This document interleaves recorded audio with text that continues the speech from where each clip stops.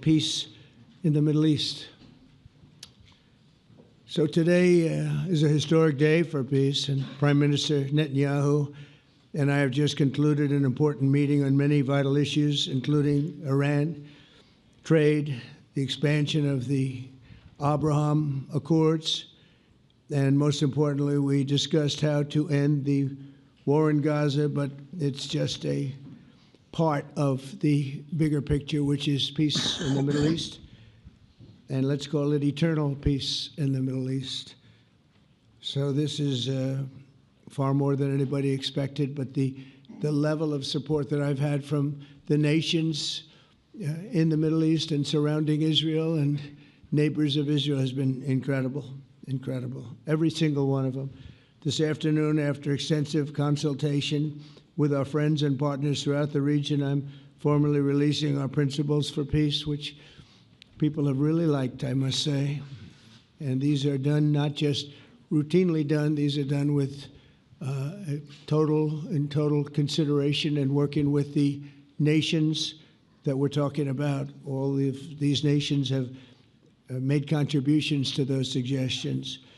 I want to thank the leaders of many Arab and Muslim nations for their tremendous support in developing the proposal, along with many of our allies in Europe. Europe has been very much involved, and as I was called by many of the European leaders, most of them saying, is this true?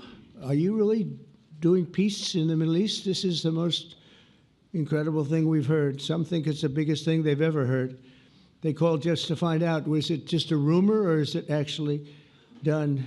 And then they said, have you spoken to the Arab leaders? Have you spoken to all of the other leaders that we have to get? A lot of people involved in this one.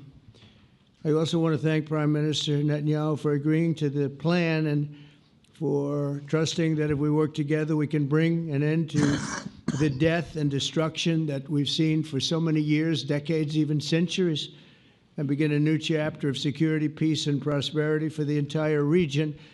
And I want to just say that my meetings and dialogue that we had with so many countries, Saudi Arabia as an example, the king is a phenomenal person. The Emir of Qatar, he's incredible people.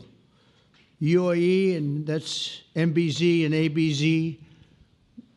We're totally involved. These are the people that we've been dealing with and who've been actually very much involved in this negotiation, giving us ideas, things they can live with, things they can't live with. Pretty complex. I mean, after 2,000, 3,000 years, whatever it is, I guess it's got to be a little complex, or it would have been done a long time ago.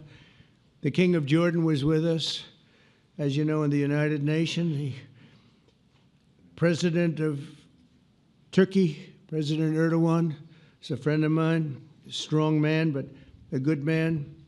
President of Indonesia, somebody who's an amazing leader, Prabowo. He is an amazing leader and respected by everybody. He was in the room with us. We were together with most of these people that I'm mentioning. Others were by phone or the next day. The Prime Minister and the Field Marshal of Pakistan, they were with us right from the beginning. Incredible. In fact, they just put out a statement that they fully believe in this pact. It just came out just as I was walking around. They said, sir, you have a big notice from the Prime Minister of Pakistan and from the Field Marshal that they back this 100%. President El-Sisi of Egypt, who's terrific. And these are people I've gotten to know over the years. I mean, I would say it started around 2015 and then went into 2016 when the presidency officially began. But I've known him actually for a long time, and there are many cases really great men. I can't say in all cases, but I will tell you in many cases they're great men and some great women too. They tend to be mostly men, however, I will say that. But if accepted by Hamas, this proposal calls for the release of all remaining hostages immediately, but in no case more than 72 hours. So the hostages are coming back, and I hate even saying this from the standpoint doesn't sound right, but it is so important to the parents. The bodies of the young men, I believe in almost all cases, the young men are coming back immediately. I met with parents. The parents felt as strongly about getting the body of their dead boy back as they did as though the boy were alive and well. It's so important to them. And it means the immediate end to the war itself, not just Gaza. It's the war itself. Under the plan, Arab and Muslim countries have committed, and in writing in many cases, but I actually would take their word for it, the people I mentioned, I'd take their word for it, to demilitarize Gaza, and that's quickly. Decommission the military capabilities of Hamas and all other terror organizations. Do that immediately.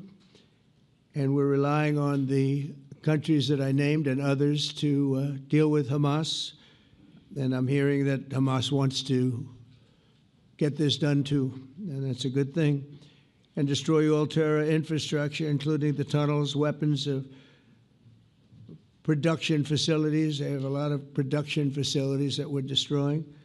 They'll also help train local police forces in the areas that we're discussing right now, in particular in and around Gaza, working with the new transitional authority in Gaza. All parties will agree on a timeline for Israeli forces to withdraw in phases. They'll be withdrawing in phases.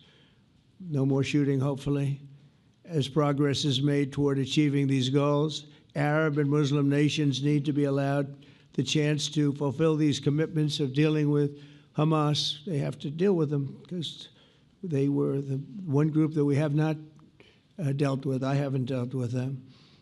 But the Arab countries are going to, and Muslim countries are going to be dealing with Hamas, and I believe they've already been there. I think they probably have an understanding, and they haven't maybe mentioned that, but I would imagine they do. Otherwise, they wouldn't have gone as far as they've gone.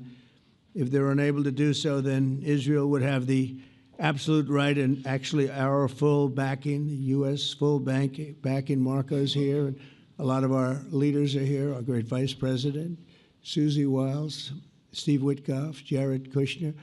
They've been so involved in this process. I don't think anybody else could have done it or even come close. But it's we're right there. We're right there. First time in thousands of years, I think you can probably say, if you really look into it, if you study back, if you're a scholar, you would say thousands of years. Israel would have my full backing to finish the job of destroying the threat of Hamas. But I